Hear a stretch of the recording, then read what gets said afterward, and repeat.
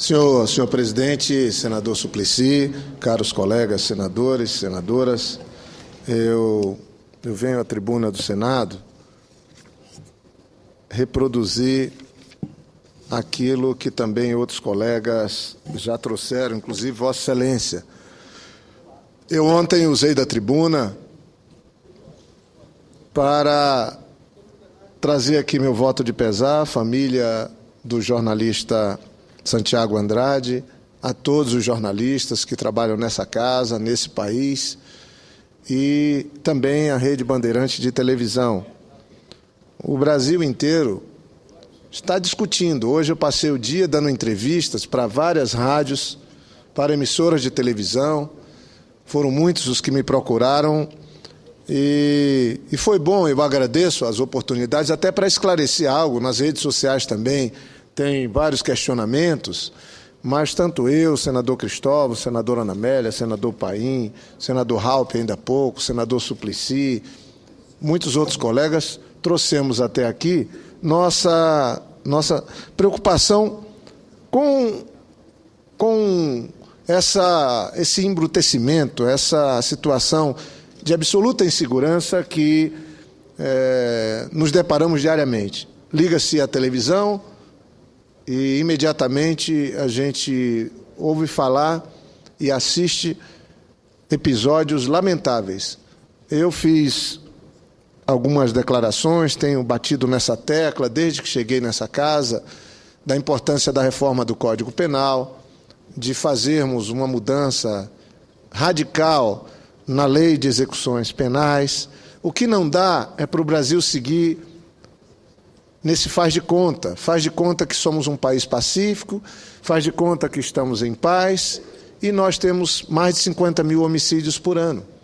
Faz de conta que nós temos paz no trânsito e nós temos mais de 40 mil mortes no trânsito todos os anos. Quantos são o número de viúvas, de órfãos? Quantos são aqueles que mal estavam tentando iniciar a vida e tiveram a vida interrompida de maneira brutal? O episódio de ontem, a morte do jornalista, ela hoje ocupa grande espaço nos veículos de comunicação do país, nas redes sociais. E acho isso importante. É importante ocupar o espaço aqui também da tribuna do Senado Federal. Não se trata de medidas ou de posicionamentos precipitados. O Senado mesmo, eu queria esclarecer, tem duas propostas tramitando na casa. Uma delas elaborada pelo senador Pedro Taques, relator do novo Código Penal, e que foi fruto de muitas audiências públicas e debate, que institui um capítulo no novo Código Penal, que é da década de 40, e o senador Pedro Taques, relator da proposta do novo Código Penal na casa, ele incluiu o capítulo 9 no Código Penal brasileiro dos crimes contra a paz pública. Então não está inventando uma lei contra o terrorismo. O que está se fazendo é um aperfeiçoamento da legislação brasileira, do crime de terrorismo. Terrorismo, artigo 249 da nova proposta do Código Penal. Causar terror na população mediante conduta descrita nos parágrafos desse artigo quando? Aí está aqui.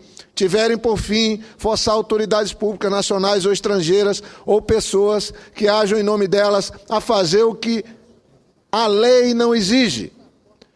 Tiverem por fim obter recursos para a manutenção de organizações políticas ou grupos armados, civis e militares que atuem contra a ordem constitucional e o Estado democrático. Isso é a proposta do senador Pedro Taques, que no fundo está virando uma proposta que será debatida aqui no plenário do Senado. Tem mais ainda. No parágrafo 2º, usar ou ameaçar usar, transportar, guardar, aportar ou trazer consigo explosivos, gases tóxicos, veneno, conteúdo biológicos ou químicos e outros meios capazes de causar dano ou promover destruição ou ofensa massiva ou generalizada. num outro parágrafo mais adiante da mesma lei, da mesma proposta do senador Pedro Taques, incendiar, depredar, saquear, explodir ou invadir qualquer bem público ou privado. Mais adiante ainda, pena de prisão de 8 a 15 anos, além das sanções correspondentes à violência, a grave ou ameaça ao dano. Formação qualificada, se a conduta é praticada pela utilização de arma capaz de causar destruição ou ofensa massiva generalizada. Pena, prisão de 12 a 20 anos, além das penas correspondentes à violência, grave ameaça ou dano. Essa é uma proposta.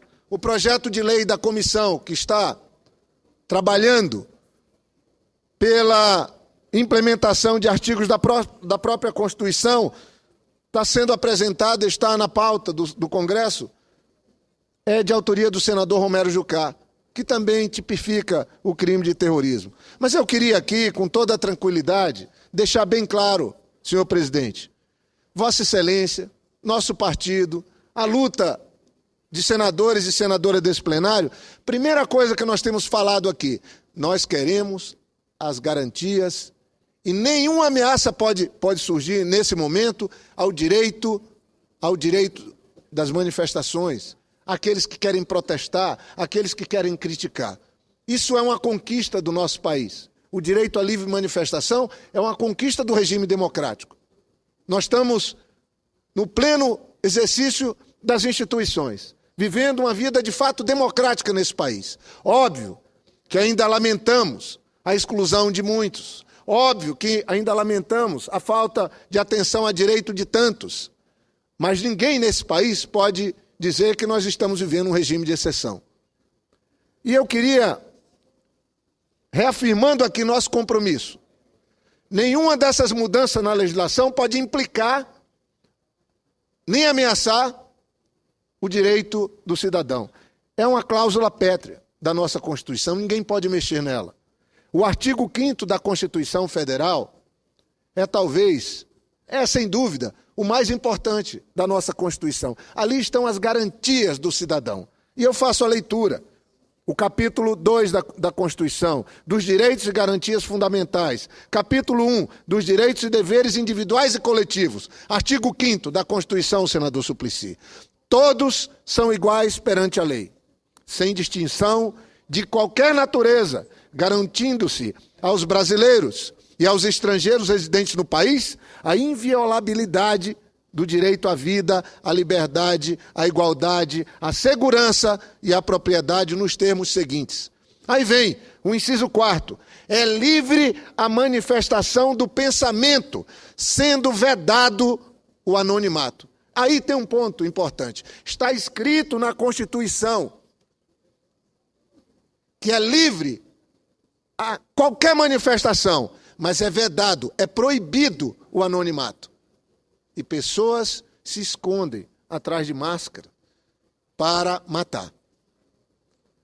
E isso é ferir a Constituição da República.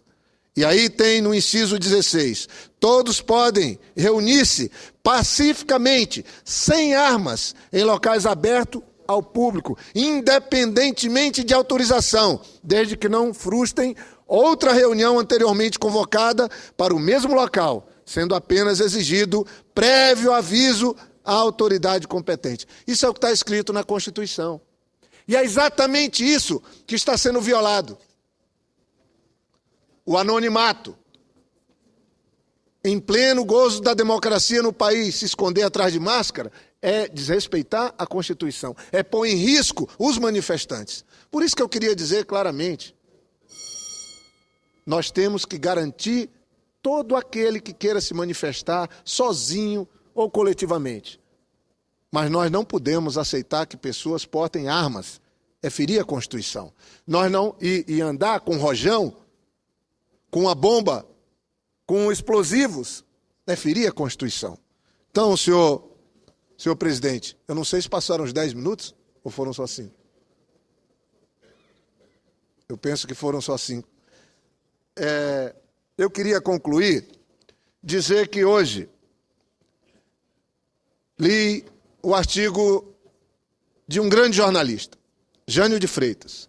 Tenho lido muitos jornalistas falando da morte do repórter cinematográfico Santiago Andrade.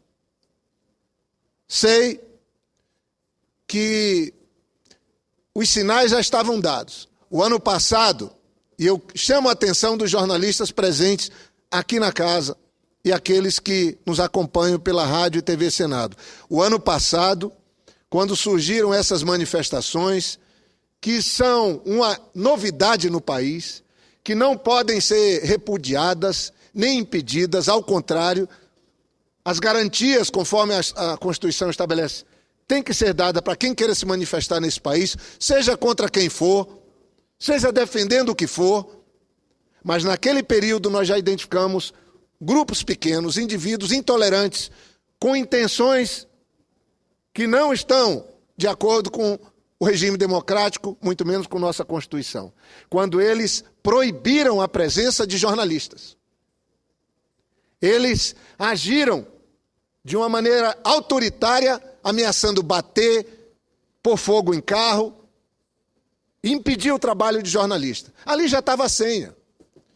Quem não quer a presença de jornalistas nas manifestações, não quer os olhos da sociedade. O que faz um cameraman numa manifestação? Ele, de fato, é os olhos da sociedade. Aponta a sua câmera para a polícia para que não tenha abuso. Aponta para os manifestantes para lhes garantir e até divulgar aquilo que eles querem protestar ou manifestar. Fiquei preocupado. O Brasil calou diante disso. Alguns foram para o helicóptero, filmar de helicóptero. Outro para cima dos prédios. Ninguém disse nada. Ali houve um cerceamento do trabalho dos profissionais. O Santiago era uma pessoa treinada. Treinada no que se pode treinar para estar presente. A colega jornalista dele, vamos embora. Disse, calma, eu vou fazer mais uma imagem. E parou sozinho. Era um alvo isolado, não foi obra do acaso. O jornalista, Jânio de Freitas, coloca bem claro, não foi obra do acaso.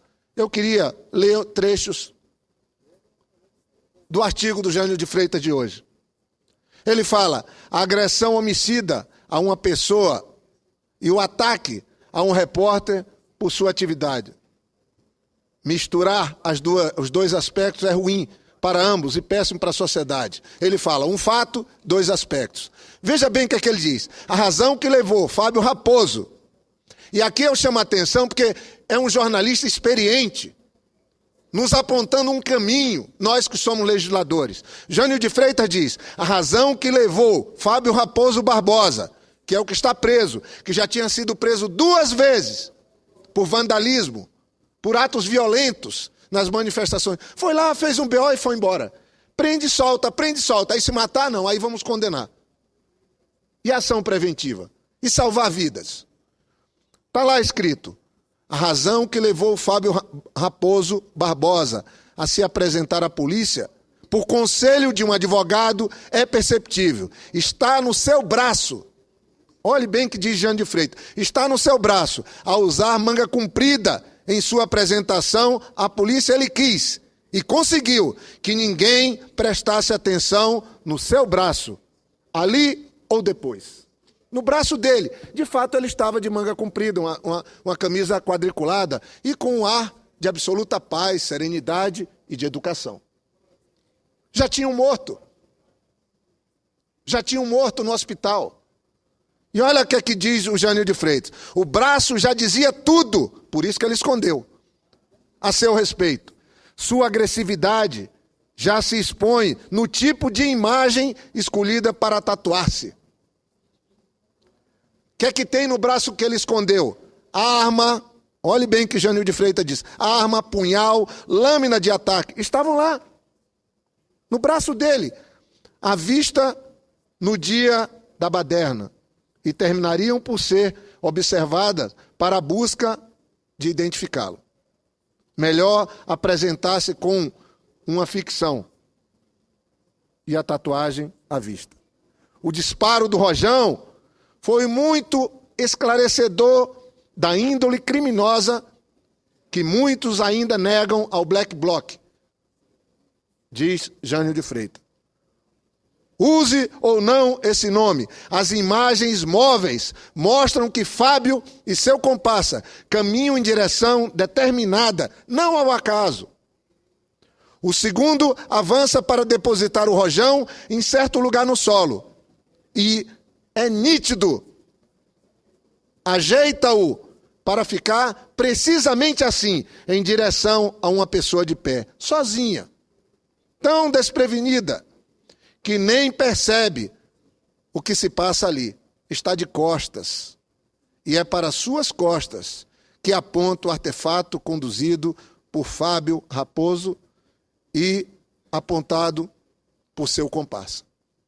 Gente, foi um assassinato.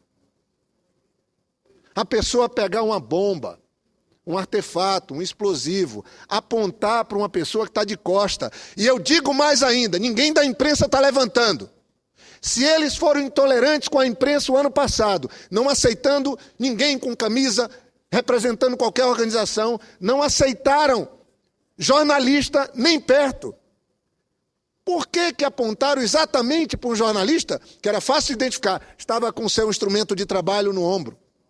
Uma câmera. Não estava com um crachá só. Estava ali, identificado. Era um jornalista, estava de costa. Aponta para ele. Se acertar, mata. Se acertar, cria um tumulto grande. A polícia precisa apurar isso. Jânio de Freitas conta em detalhes. Não é qualquer jornalista. Ele está dizendo aqui que foi um assassinato dirigido contra um jornalista. Não foi obra do acaso. A informação é que esse outro, comparsa do Raposo, que está preso, foi 5 vezes preso.